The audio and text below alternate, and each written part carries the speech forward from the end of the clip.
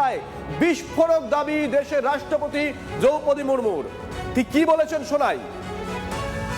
ज्यादा नहीं जा पाए, इसीलिए मैंने सोचा कि उनके पास जाएं, वहाँ देखें और कैसे रहते। राजस्थान तो बहुत अच्छा है, लेकिन साफ सफाई की जरूरत है और यहाँ बहुत सारे लोग इकट्ठे हो सकते हैं। मुझे पता नहीं, प्रशासन तो बहुत, यहाँ के लोग बहुत इंटेलिजेंस है, बहुत ही सुलझे हुए लोग हैं, लेकिन उनके मन में क्या आया मुझे पता नहीं कि वहाँ कर दिए जहाँ संताल लोग जा ना पाए।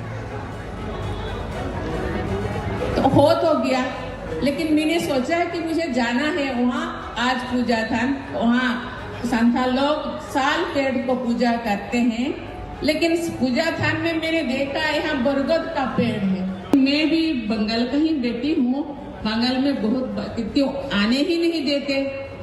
ममता दीदी मेरे बहन भी है, छोटे बहन है, पता नहीं मुझे कोई गुस्सा किए होंगे, इसीलिए वहाँ जाके प्रोग्राम करा। कोई बात नहीं, कोई गिला नहीं, कोई शिकवा नहीं, लेकिन वो भी आवाज रहे, आप लोग ठीक रहे।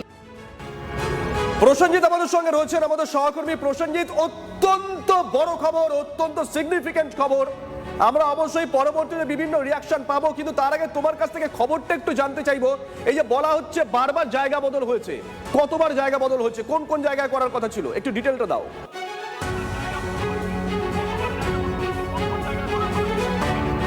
দেখো শুভজিৎ, নজিরবিহীন সংঘাত। রাষ্ট্রপতি নবম সাঁওতাল কনফারেন্সে আসছেন এবং যে উদ্যোক্তা তারা প্রথমেই জানিয়েছিলেন এই কনফারেন্স হবে বিধাননগরে, কিন্তু উদ্যোক্তাদের দাবি গত কয়েকদিনে অন্তত চারবার সভাস্থল বদল করা হয়। শেষমেশ নিরাপত্তার অজুহাতে যেখানে সভা হলো অর্থাৎ গোসাইপুরে বাগডোগরা বিমানবন্দরের কাছে, এখানে সভা করার অনুমতি দেওয়া হয়। কিন্তু উদ্যোক্তাদেরই অভিযোগ প্রচুর সংখ্যায় যারা আমন্ত্রিত তারা আজকের এই সভায় আসতেই পারেননি, কারণ সিকিউরিটি পাস দেওয়া হয়নি, পুলিশ তাদের আটকে দেয়।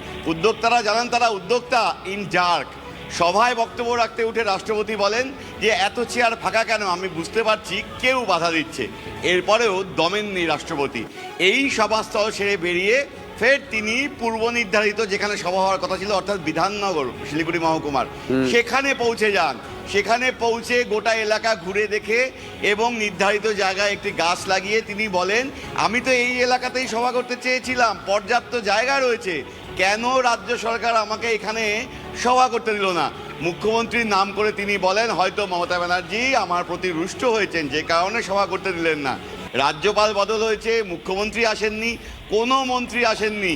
একই সঙ্গে এই কথাগুলো কিন্তু স্পষ্ট উচ্চারণে রাষ্ট্রপতি জানিয়েছেন, রাষ্ট্রপতি যখন সফরে আসেন কোনো রাজ্যে তাকে রাষ্ট্রপতিকে রাজ্যের মুখ্যমন্ত্রী বা মন্ত্রিসভার কেউ স্বাগত জানাবেন, এটাই কিন্তু প্রোটোকল। সেই জায়গার কথাও কিন্তু কার্যত রাষ্ট্রপতি স্মরণ করিয়ে দিয়েছেন। এই সভাস্থল যেখানে এখন আমি দাঁড়িয়ে আছি গোসাইপুর, এইখানে সভা সেরেই কিন্তু রাষ্ট্রপতি সোজা চলে যান বিধাননগরে। সঙ্গে ছিলেন বিজেপি সাংসদ রাজু বিস, এবং যেখানে তিনি গাছ লাগাতে চেয়েছিলেন সেই গাছ লাগানোর পরই কার্যত ক্ষোভে ফেটে পড়েন তিনি, এবং তিনি তার অসন্তোষ চেপে না রেখে স্পষ্ট ভাষায় জানিয়ে দেন, আমিও বাংলার বেটি। মমতা বন্দ্যোপাধ্যায় হয়তো আমার উপর রাগ করেছেন যে কারণে এই বিধাননগরে সভা করতে দেননি, কিন্তু তাতে কিছু যায় আসে না, আমি এই এলাকায়। প্রসেনজিৎ, আরেকবার তোমার কাছ থেকে জানতে চাইবো, এই খবর নিয়ে চর্চা করতেই হচ্ছে, অত্যন্ত বড় খবর। এটা প্রোটোকলের মধ্যে পড়ে। কোন রাজ্যে, যে কোনো রাজ্যে যখন রাষ্ট্রপতি যান তখন রাজ্য সরকারের তরফ থেকে ওখানে থাকাটা প্রোটোকলের মধ্যে পড়ে। এক্ষেত্রে ঠিক কি ঘটেছিল? মুখ্যমন্ত্রী রয়েছেন কলকাতায়, কিন্তু উত্তরবঙ্গে তো একাধিক মন্ত্রী রয়েছেন।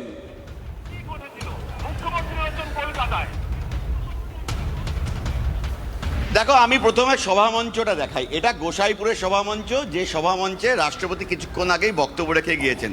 উদ্যোক্তারা যে বক্তব্য রেখেছেন তাতে তারা বলছেন মূল অনুষ্ঠান যেটা তারা চেয়েছিলেন বিধাননগরে হোক, এই মহকুমারই একটি জায়গা, সেই এলাকায় অনুষ্ঠান করতে দেয়নি জেলা প্রশাসন। নিরাপত্তার প্রশ্নে সেখানে নানা অজুহাত দেওয়া হয় বলে অভিযোগ উঠছে, যার ফলে লাস্ট মোমেন্টে এই গোসাইপুরকে বেছে নেওয়া হয় সভা করার জন্য। এটা গেল প্রথম জায়গা।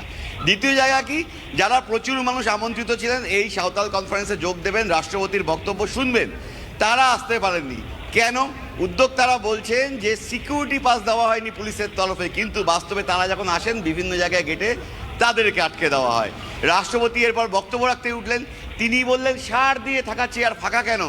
একই সঙ্গে তিনি বললেন, আমি বুঝতে পারছি কেউ তাদের বাধা দিচ্ছে। এরপর এই সভাস্থলে সভা শেষ হয়। এখানে কিন্তু থামেননি রাষ্ট্রপতি, এরপর তিনি সরাসরি পৌঁছে যান সেই জায়গায় যেখানে সাঁওতাল মানুষজন উদ্যোক্তারা এই কনফারেন্সকে করতে চেয়েছিলেন। সেখানে গিয়ে তিনি বৃক্ষরোপণ করেন। এরপর সেই বিধাননগরে দাঁড়িয়ে তিনি বলেন, এখানে পর্যাপ্ত জায়গা আছে, তাহলে আমাকে কেন এখানে সভা করতে দেওয়া হলো না? হয়তো রাজ্যের মুখ্যমন্ত্রী মমতা বন্দ্যোপাধ্যায় আমার উপর রেগে আছেন, সেই কারণে সভা করতে দেওয়া হলো না। আমি এসে দেখছি পর্যাপ্ত জায়গা রয়েছে, কিন্তু অপরিচ্ছন্ন জায়গা। একই সঙ্গে তিনি বলেন, এই মমতা বন্দ্যোপাধ্যায় মুখ্যমন্ত্রী, তার আসার কথা ছিল, তিনি এলেন না। রাজ্যপাল বদল হয়েছে, রাজ্যের কোনো মন্ত্রীও আজকে আমাকে স্বাগত জানাতে এলেন না, যা রাষ্ট্রপতিকে স্বাগত জানানোর ক্ষেত্রে প্রোটোকলের মধ্যে পড়ে। একদমই তাই। সঙ্গে থাকো জগন্নাথ চট্টোপাধ্যায় এই মুহূর্তে আমাদের সঙ্গে রয়েছেন। জগন্নাথ বাবু, আপনার দুটো ডেজিগনেশনই বলে দিই। আপনি দীর্ঘদিন সাংবাদিকতা করেছেন, আপনি বর্তমানে বিজেপি নেতা, আপনি এই ধরনের বহু বিষয় কভার করেছেন, ইভেন্ট কভার করেছেন। যে অভিযোগটা উঠে আসছে প্রোটোকলের মধ্যে যেটা পড়ে, সেই প্রোটোকল ভঙ্গ করা হয়েছে রাজ্যে। দেখুন, এই তো পশ্চিমবঙ্গ আদৌ ভারতবর্ষের অঙ্গরাজ্য বলে আমার মনে হচ্ছে না। তো আলাদা দেশ হয়ে গেছে, এই জিনিস হতে পারে? আরে রাজ্যের মুখ্যমন্ত্রীর কথা বাদ দিন, মুখ্য সচিব, স্বরাষ্ট্র সচিব এবং ডিজিপি তো রয়েছেন, তারা তো রাষ্ট্রপতির দ্বারা নিয়োগপত্র অনুযায়ী চাকরিটা করেন। তাদের নিয়োগপত্র কিন্তু রাষ্ট্রপতিই করেছেন। এই শুধু গাফিলতির জন্য রাষ্ট্রপতি চাইলে কিন্তু সরাসরি তাদের তিনজনের চাকরি খেয়ে নিতে পারেন। মুখ্যমন্ত্রীর কথা বাদ দিন, তিনি তো একজন রাজনৈতিক ব্যক্তিত্ব, আর যত কম বলা যায় ততই ভালো। একবার খোঁজ নিয়ে দেখুন যে রাষ্ট্রপতিকে যে এই প্রোটোকল দেওয়া হলো না, এই আমলারা আজকে কোথাও ধর্ণা মঞ্চের পেছনে কোথাও অফিস করে বসে আছে কিনা? তো শুধু অভূতপূর্ব না, এ মানে ভয়ঙ্কর ঘটনা। রাষ্ট্রপতিকে আমরা সমস্ত ধরনের রাজনৈতিক ঘটনা বা রাজনৈতিক পরিপ্রেক্ষিত দিয়ে বিচারই করি না। তিনি একজন আদিবাসী মহিলা, আমি সে কথাও না হয় বাদ দিলাম, কিন্তু রাষ্ট্রপতির প্রোগ্রামের অনুমতি দেওয়া মানে শত প্রতিবন্ধকতা থাকলেও রাষ্ট্রপতি ভবন যদি ডিজায়ার করে যে কোনো একটি জায়গাতে তার অনুষ্ঠান হবে, রাজ্য সরকার শত প্রতিবন্ধকতা থাকলেও সেখানে প্রোগ্রাম করতে দিতে হবে তাকে, এটাই স্বতঃসিদ্ধ। মুখ্যমন্ত্রী নিজে তাকে রিসিভ করতে যাওয়া উচিত, রাজ্যপালের রিসিভ করতে যাওয়া উচিত, না হলে মুখ্যমন্ত্রী মন্ত্রিসভার কোনো সদস্যের তাকে ওয়েলকাম এবং রিসেপশন এবং সি অফে তার থাকা উচিত। এগুলোই যদি না হয়, তাহলে আমার তো মনে হচ্ছে পশ্চিমবঙ্গ আর মানে আর অঙ্গরাজ্য নেই ভারতবর্ষে, কিন্তু পশ্চিম বাংলাদেশ হয়ে গেছে ইতিমধ্যে। ধন্যবাদ। রাষ্ট্রপতির অনুষ্ঠান স্থল থেকেই রাষ্ট্রপতি শাসনের পক্ষে সওয়াল করলেন বিজেপি সাংসদ রাজু বিস্তা। আরো একটা বড় খবর, রাষ্ট্রপতির যে অনুষ্ঠান স্থল সেখান থেকেই রাষ্ট্রপতি শাসনের পক্ষে সওয়াল করলেন বিজেপি সাংসদ রাজু বিস্তা। কি বলেছেন শুনুন। अगर भारत देश के चुनाव आयोग के सीईओ को इस तरह से उंगली काटने की धमकी दे